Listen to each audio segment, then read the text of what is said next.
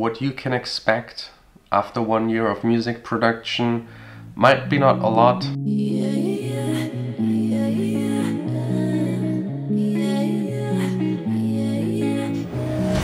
Welcome to the vlog. I'm feeling already better. No more fever, no more unreasonable sweating and freezing at the same time. But you might be able to hear that my voice is still highly damaged. It would be actually perfect for voice acting like Batman or Venom. Maybe just add a couple of effects and just make it sound really epic.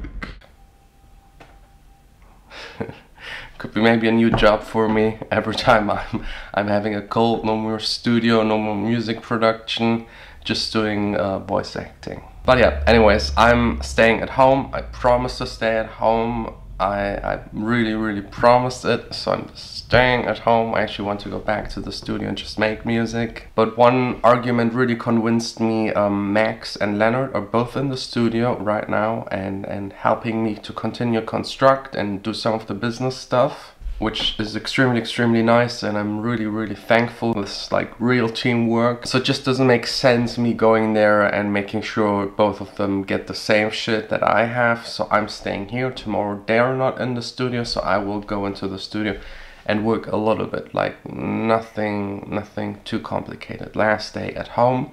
And I thought, let's just do a track submit. First of all, we haven't done a track submit in a long while. If you don't know, a track submit is you sending me songs and I'm going through them, giving feedback, suggestions, what you could improve to just make it better. And today I wanted to do like a special track submit because I get so many questions by young producers, how long it actually takes to make music, to make proper music, how much time actually has to go into it. Usually the question is more like, how long until I Martin Garrix?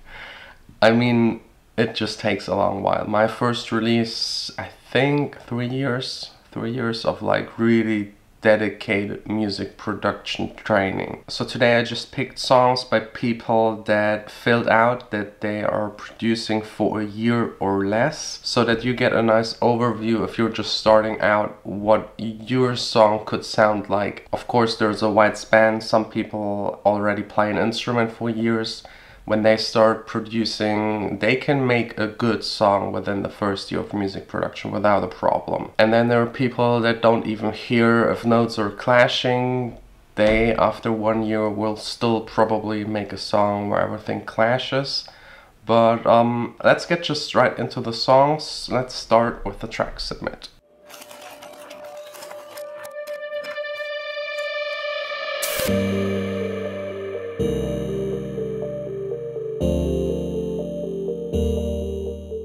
Let's start right away with the first song by Devynta, Meteor Shower Part 2.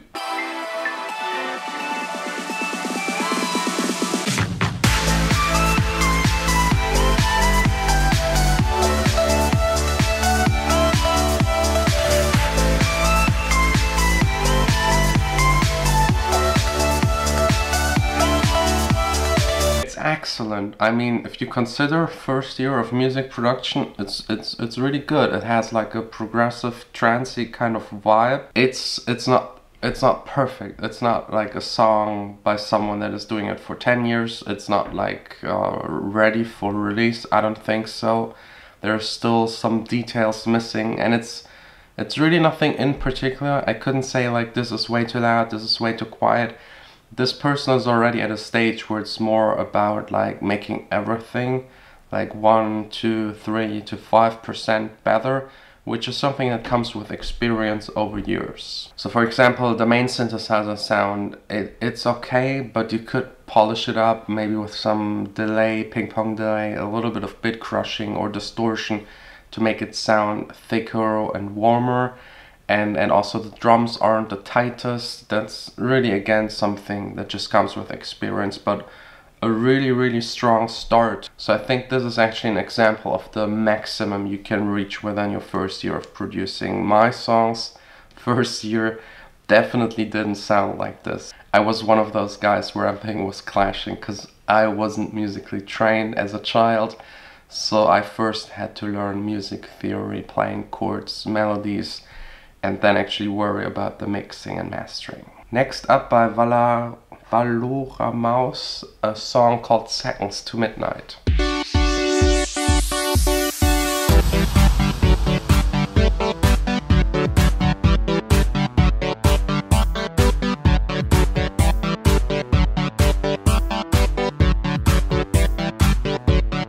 Yeah, that's probably more like my music was sounding like in the first year. There's no main melody, no real chords, no chords at all. It's just like this one groove going on. I can't even say if it's a bass line or a main synthesizer. Drums are very loose, very simple, just kick, snare. And there's not a whole lot happening. That's just all going on for 4 minutes 45. So yeah, musical training, because music production, as the name suggests, music is very important. If you're musically trained and you know how to write good melodies, it just will sound better no matter how bad your mixing is or EQing. I think these are things that you can learn pretty fast. And if you're a musician starting with music production, you already have a knowledge of frequencies, of like what elements go well together. You will never play like 6 bass lines on top of each other, because you know that's kind of stupid. Or having 15 hi-hat loops on top of each other, it just can't sound good. That's not what the human ear is trained to listen to. Usually it's just one drummer, so just one hi-hat. But let's get to the next one, the last one for today. It's by Riyad Labadi and it's called I Can See.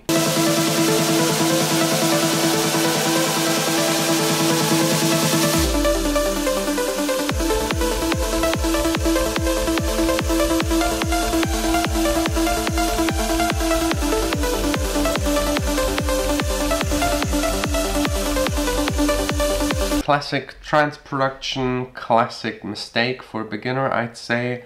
Melody's fine, sound design is okay, it sounds a little, yeah, it's not that defined, it sounds a little mushy in the mixing and the reverb and EQing, but for first year, still really good.